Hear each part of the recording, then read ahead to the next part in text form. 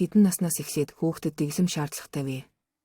Хүүхдийн дэглэм нь төрснөөс эхэлдэг. Гэхдээ эхлээд энэ нь унтах, сэрхийн уян хатан хэмнэл байх болно. 10 сарын дараа дэмгэмд оруулж эхлэх боломжтой. Тодорхой цагт босох, унтах цагийг тогтоох нь чухал. 10-12 сарын хугацаанд хүүхэд өдөрт олон удаа унтдаг бөгөөд тэдгээрийн хугацаа өөр байдаг. Мөн байнга ямар нэгэн өөрчлөлт гардаг. Нэг өдөр унтах хугацааг хасах, унтах, сэрэх нормыг өөрчлөх зэрэг нь режимийг тогтооход хэцүү. Хүүхдэд физиологийн хувьд тохиромжгүй. Хүүхдийн босох цаг, өдөр унтах хоорондын сэрэх хугацаа, хүүхдэд тохирох интервалуудыг ойлгох нь чухал. Хүүхэд өдөрт хэдэн удаа унтаж, тэдгээрийн хугацаа, шөнө унтах цаг нь чухал бөгөөд энэ нь өдөрт тодорхой хэмнэл бий болгоно. Өдөр тутмын хэмнэл.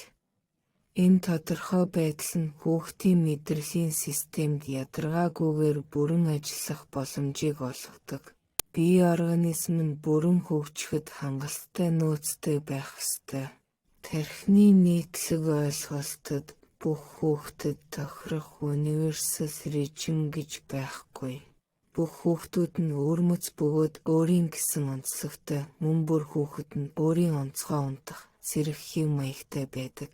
Хэрэв таны хүүхэд тохирсон дэг журамтай бол 20 минутын дараа удаан унтах асуудал гарахгүй. Хэрэв таны хүүхэд тохирсон дэг журамтай бол удаан унтах, эсэргүүцэл шөнө гадаа явах, өглөө 6 цагийн өмнө босох, богинохон өдөр унтах зэрэг асуудал гарахгүй. Эдгээр нь удаан үргэлжлэхгүй. Дахин сунгах шаардлагатай, тайван бус унтах. Хэрэв танд эдгээр асуудлын аль нэг нь байгаа бол дэг журмыг засах замаар амархан шийдэж болно.